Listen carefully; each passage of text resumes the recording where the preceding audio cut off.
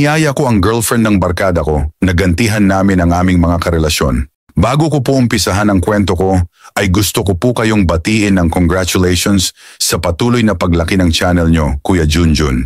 Ako po si Bernard, 24 na taong gulang. Nangyari po itong kwento ko nung college kami. Meron po akong girlfriend na ang pangalan ay Melody at meron kaming barkada na sina Jimmy at Rochelle, magkarelasyon din po sila. Simula high school ay magkakakilala na kami pero nauna kaming magkaroon ng relasyon ni Melody sa kanila. Pero ang original na magkaibigan po talaga ay si Melody at Rochelle. Nakasama ko lang si Jimmy nung pinakilala na ni Rochelle si Jimmy sa amin na boyfriend niya. At doon na nag-umpisa ang samahan namin. Dahil sa barkadahan namin ay nag-decide kami na mag-aral sa isang eskwelahan sa kolehiyo. Kaya minsan after school ay nagkakasama kami. Pero dumating ang time na iba-iba ang schedule ng class namin kaya hindi na kami nagkakasama. Tanging si Melody at Jimmy ang nagkakasama kasi pareho sila ng course. Dumaan ang mga buwan ay napapansin ko na parang nag-iiba ang trato sa akin ni Melody, na parang lagi siyang irritable sa akin kahit wala akong ginagawa sa kanya. One time ay nagkausap kami ni Rochelle at nagulat ako sa kanya kasi sabi niya, ay feeling niya ay may ibang babae si Jimmy. Kasi nakita niya daw sa cellphone ni Jimmy na may nag-I love you sa kanya. Nalungkot ako para sa kanya at hinatid ko na lang siya sa dorm niya. Tapos sinundo ko na si Melody sa school.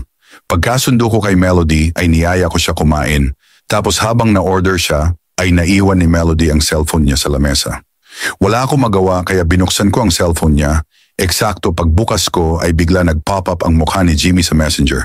At doon ay nakita ko ang conversation nila ni Melody. At hindi ko akalain na may nangyayari na palang kakaiba sa girlfriend ko at kay Jimmy. Mapapamura ka na lang talaga pag nabasa mo.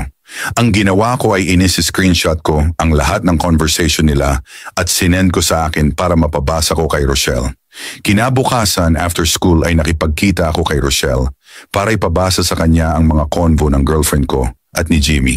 At nang nabasa ni Rochelle ay napaiyak na lang siya sa kinauupuan niya. Wala akong magawa kundi I comport siya at sabi niya lang ay gusto niya daw mag-inom. Kaya nag-inom kaming dalawa hanggang madaling araw. Nung lango na kami sa alak ay bigla may naglaro sa isip ko na gantihan sina Melody at Jimmy. Pero hindi ko alam kung paano ko sila gagantihan. At bigla ko tiningnan si Rochelle at napaisip ako kung papayag ba siya. Kaya sinubukan kong kausapin si Rochelle na dapat ay gantihan namin sila sa ginawa nila sa amin. Anong klaseng ganti ba nasa isip mo? Tanong ni Rochelle. Sabi ko ay gawin din namin ang ginawa nila sa amin. Tumahimik lang si Rochelle sabay tayo, akala ko ay aalis na siya dahil sa nasabi ko, pero isa lang sinabi niya sa akin. Sige tara, gawin natin. Hindi ko akalain na papayag si Rochelle ng ganun na lang o dahil na rin siguro sa kalasingan at sama ng loob ay wala nang pakialam si Rochelle. Agad kaming naghanap ng motel na malapit, buti na lang ay 2 kanto lang ay meron na. Pag-upo namin sa kama ay medyo nagkakailangan pa kami pero nung binuksan ko yung TV ay bold ang palabas kaya medyo nag-init kami pareho. Kaya wala nang paligoy-ligoy ay nagtakip na kami ng kumot at doon ay lumabas ang init namin dalawa. Hindi ko alam kung tama ba yung ginawa namin pero nag-enjoy kaming dalawa sa isa't isa. Hindi ko alam kung anong meron sa amin ni Rochelle that time pero pag nagkikita kami ay ginagawa namin yun at para sa amin ay paghihiganti lang yun.